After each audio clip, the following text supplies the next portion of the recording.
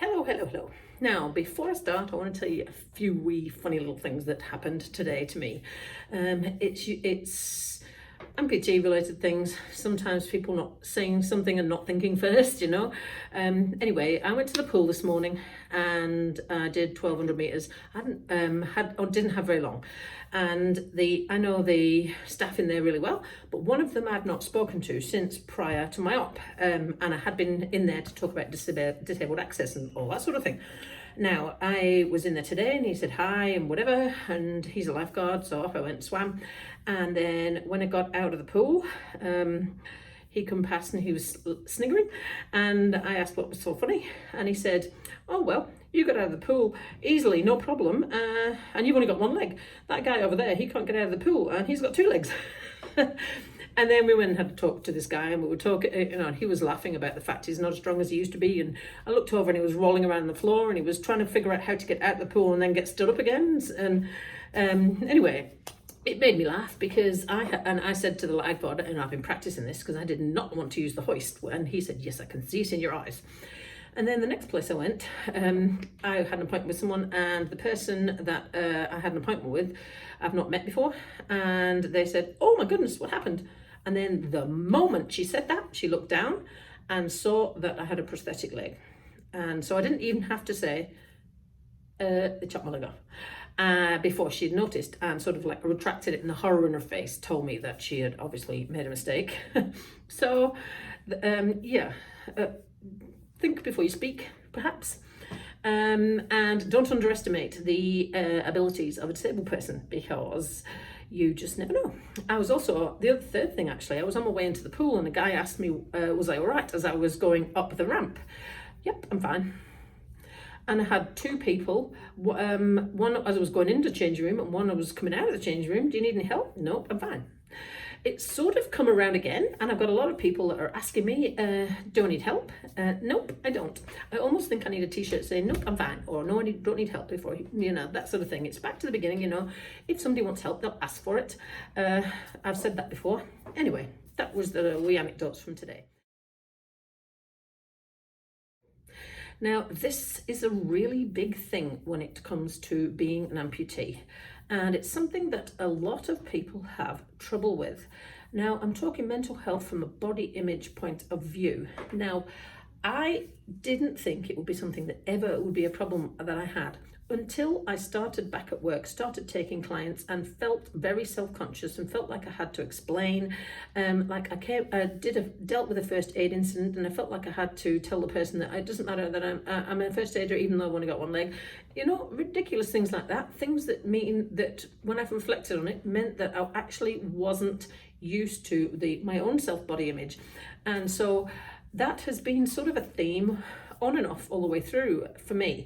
Now, the way I dealt with it right at the beginning was the second I was back round from the op, I had a look under the covers. I need to show me. And then I looked and I looked and I looked and I looked, and I kept on looking till I was used to seeing it, or lack of foot. And the same as I've had to do the same when it comes to photos. Now, when I take a photo and I'm not wearing the prosthetic like this,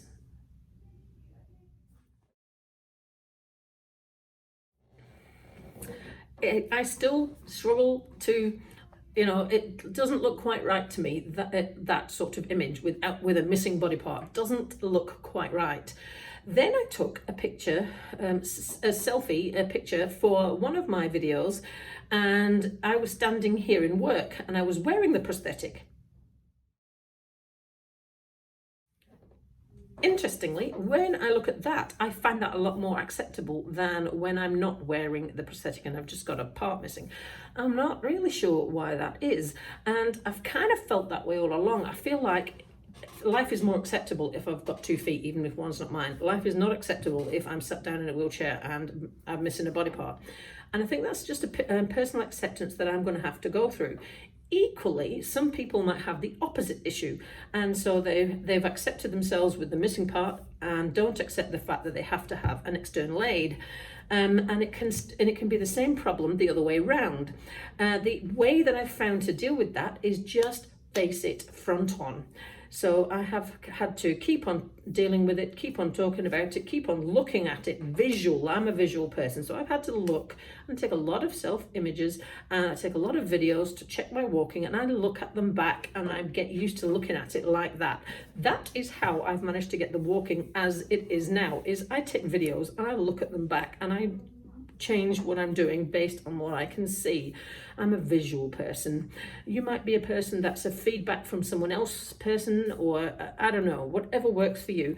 But I have found the best way to acceptance is by dealing with the issue head on. And lately I had some advice to actually stop talking about it. So what I've tried to do consciously is not mention it. Now, I've found this easier with people I don't know, because it's sort of a slight twist, and it's sort of, this is me, this is how I am, rather than this is what I've become.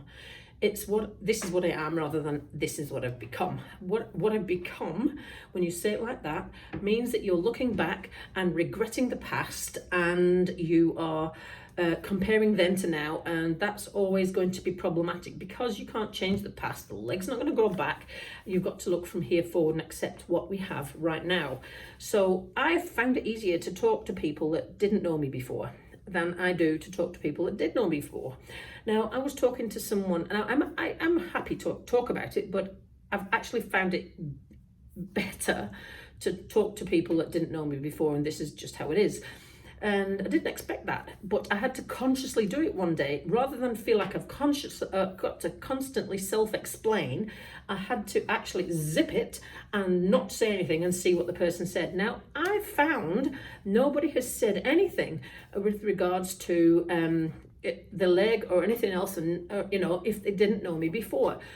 What I'm now finding is people that haven't seen me for a while, like I had a customer in today who I used to be their massage therapist, and then I've been off work for a long time, and then they booked in, and I've just put myself back online, and officially he didn't really know. When I came out from behind the counter, I don't have a wheelchair today, he went, and obviously with that reaction, I don't use my one-liners. I had to explain what had happened and all that sort of thing. And he was genuinely shocked.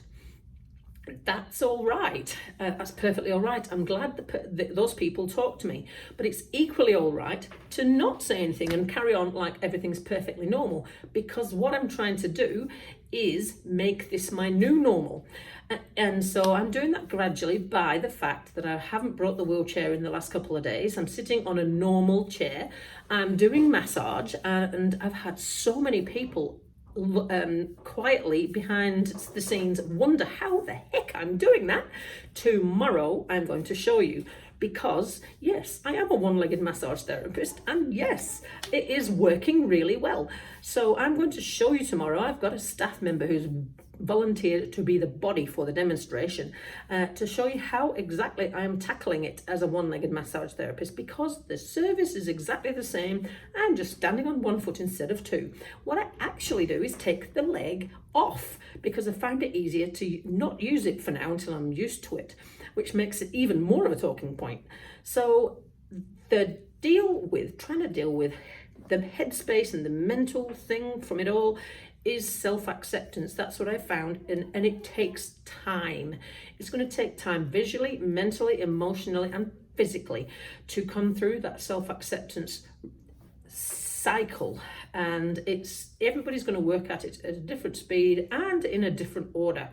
I wouldn't say I'm completely okay there with it yet, but I'm getting better, and I completely accept the prosthetic leg look.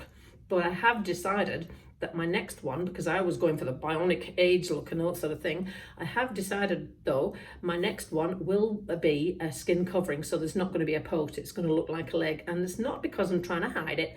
It's because I want to wear leggings, and leggings wouldn't work when you haven't got a leg shape. But I will still happily wear shorter things, and you'll be able to see the socket. And once we haven't got the leg sleeve on there to hold it on, once the healing is done, you will be able to see the socket loud and clear, and I will be happy with that too. There'll be some days when I'll want you to see that I have it, and there'll be some days when I just wouldn't rather not talk about it, and that's perfectly all right too. Equally, sometimes you're going to be okay with it, and sometimes you're just going to be like, hell no, and that's all right too. But make sure you accept all of the parts of that cycle, and you're always looking forward. I've got a lot of goals ahead, and I had them before we took the foot off. So make sure you've got forward goals, future goals to reclaim your life, or build yourself a new one, whichever one works for you. For me, you know what it is. I'm going to try and get back to sport. All the sport I've had to give up gradually. And the day that I can walk around without crutches will be a triumphant day for sure, because I've not been able to do that for a long time. I follow someone on Instagram that got to that point yesterday, and I know how emotional that must feel, because I already feel it and I haven't got there yet. So, my summary: mental health and being an amputee, it should be dealt with by the healthcare system, because it is a real problem. And what we need to do is look at it more, because it's a self-acceptance and a self-image issue that needs to be dealt with. And if you don't think you can do it by yourself, I would suggest you go find a psychologist, not a counsellor, a psychologist, because a counsellor will be there, and it's not going to get better. We can't mend it. We need to deal with it.